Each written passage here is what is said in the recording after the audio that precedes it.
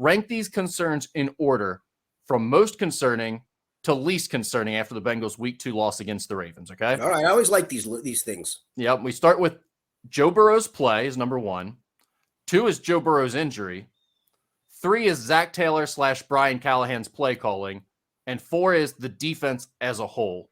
Rank those from most concerning to least concerning. So this is funny. So most concerning is clearly Joe Burrow's calf injury because that compromises everything. And that's where the one I'm going to give you least concerning is going to piss everybody off. They're all going to disagree with it, but I'm going to give you my reasonings for it when we get to it.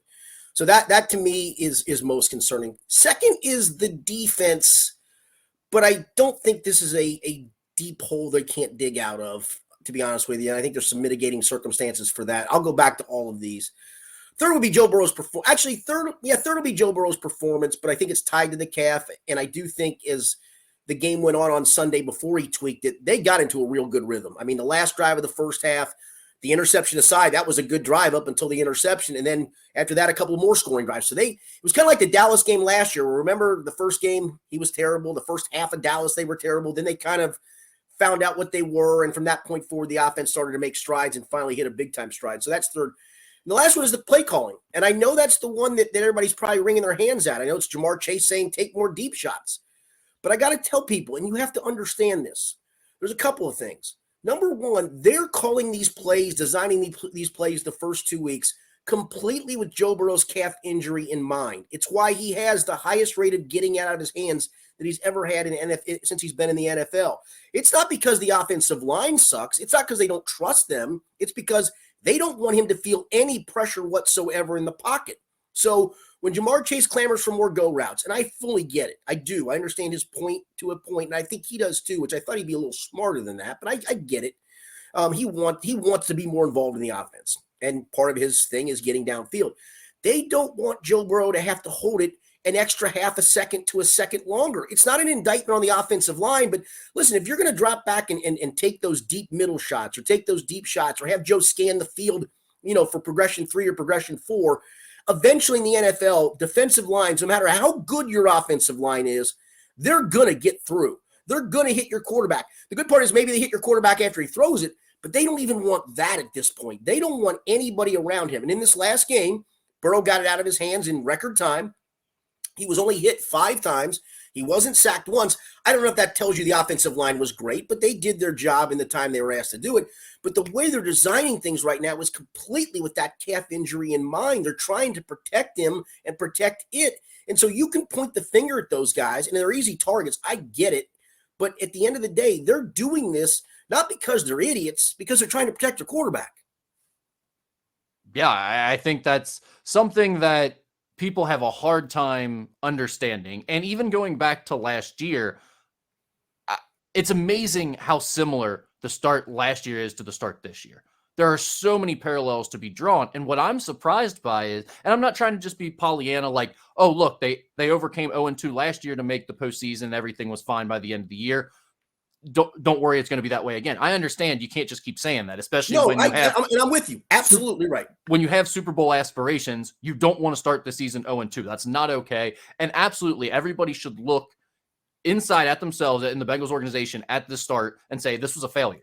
Whatever happened here was a failure. And a lot of it is probably due to Joe Burrow's injury, and that's fine. But this has been a failure, and they should look into fixing this, whether that has to do with how they handle the preseason or the types of plays they are calling for the first 2 weeks. Because it is, I literally went back and looked at our notes from last year for the same podcast we did the second week of the season after they started 0-2. And wait a minute, what are you, Lance McAllister, with your note sheets? We have a couple of these little prompts here, right? A question or two for you. And exactly what we were talking about was, not taking shots downfield. How much are you questioning the play calling? All of these types of things. And I think there is an aspect of the injury is certainly part of it, but I also think there is a part of this that the same things we talked about last year, which is that they probably don't take enough shots with the talent that they have, at least early on. They started to do that more last year as the season went on, and it worked for them. And two, I think Joe, his own mind has to sometimes be a little more willing to take chances. He is, at times, he's willing to become check down Joey, and he just wants to dig and dunk. And there's times where it's like, look, man, if you got Jamar Chase in a tight window between your arm And Jamar's Chase's athletic ability, sometimes you just got to do the F it, Jamar's down there somewhere strategy and throw it up for him, let him make a play. I do think there's validity to that without calling Zac Taylor's play calling into question and without saying they need to get Zac Taylor out of this role and move on to somebody else. I think both of those things can be true. Yeah, I saw this stat. I didn't use it in a story, and I wish I had, because I tied some of all what we're talking about together, a couple stories, the column after the game, and then some stuff off of Zac Taylor's press conference on Monday tied to Burrow's injury. I believe the other part to this, too, and this is tied to, I put Joe's performance at 3, and I put it ahead of the play calling. I believe on any pass play that he's thrown it over 20 yards downfield in the first 2 games, he's 0 for 12. So that's 12 shots at 20-plus yards that you've either been called or tried to execute. He ain't executed either. Yeah, that's fair. Well, and even going back to the last game, which I think your point about they started to find a rhythm and get going a little bit has been completely overlooked by a lot of people. Yes. A lot of people are acting like this has been a complete disaster for all 8 quarters. And that's just hell. Even if you go back to the first quarter of the last game, he threw a really nice deep ball to Irv Smith that Irv Smith didn't get his foot down. If he gets that second foot down on 3rd down, they might go down and score on that drive, and then everything looks a little bit differently because they had that early scoring drive and they maybe even win that game. So, yes, Joe Burrow has struggled. Yes, the injury is a problem. Yes, I question the play calling at times and think they could probably do better and have seen them do better. But at the same time, I don't think this has been nearly the disaster that everyone else seems to think it has been, at least for the last 2+ quarters. And everything you come back to comes back to his calf injury. Literally everything you come back to.